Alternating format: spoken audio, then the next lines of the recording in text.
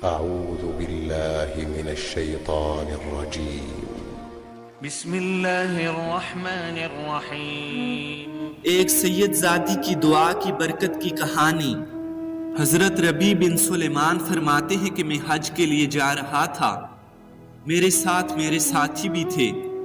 جب ہم کوفہ پہنچے تو میں کوفہ کے بازار میں ضرورت کا سامان خریدنے کے لیے گھوم رہا تھا کہ میں نے ایک عجیب منظر دیکھا۔ ایک ویران سی جگہ پر ایک خچر مرا ہوا تھا اور ایک عورت جس کے کپڑے بہت پرانے اور بوسیدہ تھے، چاقو لیے اس کے گوشت کے ٹکڑے کاٹ کاٹ کر ایک زنبیل میں ڈال رہی تھی۔ مجھے یہ خیال ہوا کہ یہ مردار کا گوشت لے جا رہی ہے، اس پر سکوت ہرگز نہیں کرنا چاہیے، شاید یہ لوگوں کو پکا کر کھلاتی ہو، سو میں اس کے پیچھے چپکے سے ہو لیا، اس طرح کہ وہ مجھے نہ دیکھے۔ وہ عورت ایک بڑے سے مکان میں پہنچی جس کا دروازہ بھی اونچا تھا۔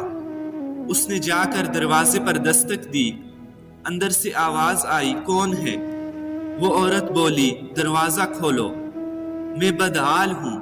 دروازہ کھولا گیا اور اسی مکان میں 4 اور لڑکیاں نظر آئیں جن کے چہروں سے بدحالی صاف نظر آ رہی تھی۔ وہ عورت اندر چلی گئی اور زنبیل ان لڑکیوں کے سامنے رکھ دی۔ میں چپکے سے یہ سارا معاملہ دیکھ رہا تھا۔ میں نے دیکھا کہ اندر سے گھر بالکل برباد اور خالی تھا۔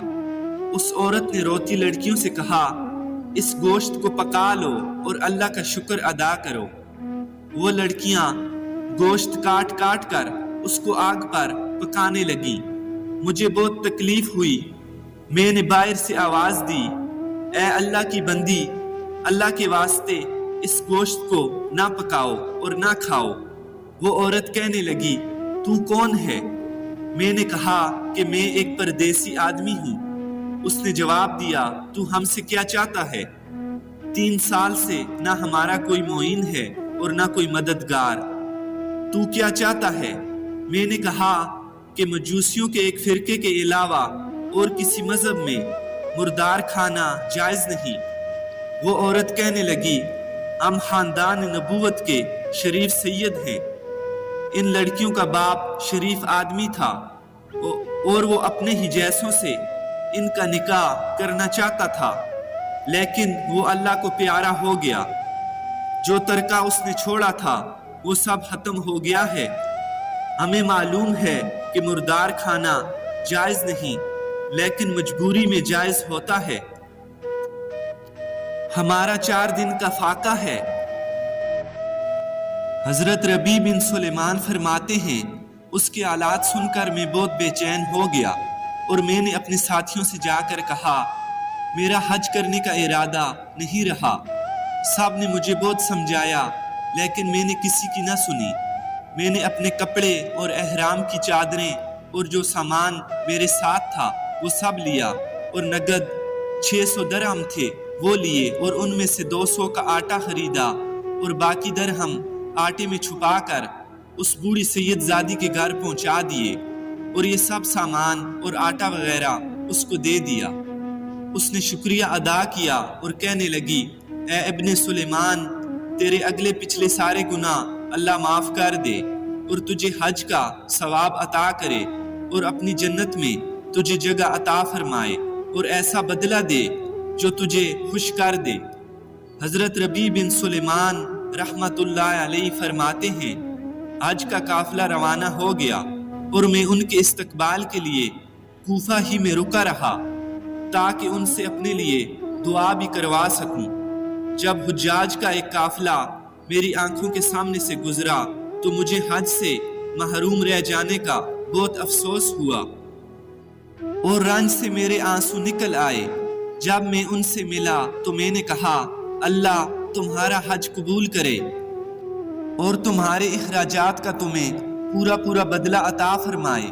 ان میں سے ایک نے کہا، یہ کیسی دعا ہے؟ میں نے کہا، اس شخص کی دعا جو دروازے تک کی حاضری سے محروم رہا ہو۔ وہ کہنے لگا، بڑے تعجب کی بات ہے کہ اب تو اس بات سے انکار کر رہا ہے کہ تو ہمارے ساتھ عرفات کے میدان میں نہیں تھا، تو نے ہمارے ساتھ رمی جمرات نہیں کیا، تو نے ہمارے ساتھ طواف نہیں کیا۔ میں اپنے دل ہی دل میں سوچنے لگا، یہ اللہ کا لطف ہے اور اللہ کا کرم ہے۔ اتنے میں میرے شہر کے حاجیوں کا قافلہ آ گیا۔ میں نے کہا، اللہ تعالیٰ تمہارا حج قبول فرمائے۔ وہ کہنے لگے، تو ہمارے ساتھ عرفات میں نہیں تھا، اب تو انکار کیوں کر رہا ہے؟ ان میں سے ایک شخص آگے بڑھا اور کہنے لگا، بھائی انکار کیوں کرتے ہو؟ تم ہمارے ساتھ مکہ مکرمہ میں کیا نہیں تھے یا مدینہ طیبہ میں نہیں تھے جب ہم رسول اللہ صلی اللہ علیہ وسلم کی قبر مبارک کی زیارت کر کے باب جبرائیل سے باہر آ رہے تھے؟ اس وقت حجاج کی کثرت کی وجہ سے تم نے یہ تھیلی میرے پاس امانت رکھوائی تھی، جس کی مہر پر لکھا ہوا ہے، جو ہم سے معاملہ کرتا ہے نفع کماتا ہے۔ اس نے کہا، یہ لو اپنی تھیلی۔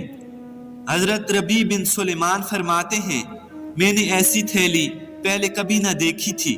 اس کو لے کر میں اپنے گھر واپس پہنچا، عشاء کی نماز پڑھی، اپنا وظیفہ پورا کیا۔ اس سوچ میں جاگتا رہا کہ آخر قصہ کیا ہے۔ اسی سوچ میں سو گیا تو میں نے حضور اکرم صلی اللہ علیہ وسلم کی خواب میں زیارت کی۔ حضور نبی کریم صلی اللہ علیہ وسلم نے تبسم فرماتے ہوئے ارشاد فرمایا، اے ربی، آخر ہم اس پر کتنے گواہ قائم کریں کہ تو نے حج کیا ہے، تو مانتا کیوں نہیں؟ بات یہ ہے کہ تو نے اس عورت پر جو میری اولاد سے تھی حج کیا اور اپنے حج کو چھوڑا، تو اللہ تعالیٰ نے اس کے بدلے تجھے بغیر حج کیے حج کروایا اور حج کا ثواب عطا کیا۔ اللہ نے ایک فرشتے کو تیری صورت عطا کی اور اسے حکم دیا کہ وہ قیامت تک تیری طرف سے حج کرتا رہے، اور دنیا میں تجھے یہ بدلہ دیا کہ 600 درہم ہم نے تجھے بدلے میں دے دیے۔ حضرت ربیع بن سلیمان فرماتے ہیں، جب میں سو کر اٹھا، اس تھیلی کو کھول کر دیکھا تو اس میں 600 اشرفیاں موجود تھیں۔ محترم دوستو، اللہ فرماتا ہے، جو میرے ساتھ اور میرے بندوں کے ساتھ بھلائی کرتا ہے اور میرے بندوں پر خرچ کرتا ہے، میں اسے اس کا بدلہ 70 درجے زیادہ دیتا ہوں۔ عزیز دوستو، آپ بھی اپنے ارد گرد دیکھیے، اپنے بھائیوں میں دیکھیے، اپنے رشتہ داروں میں دیکھیے، اپنے ہمسایوں میں دیکھیے، جو غریب غربا ہوں ان کی مدد کیجیے۔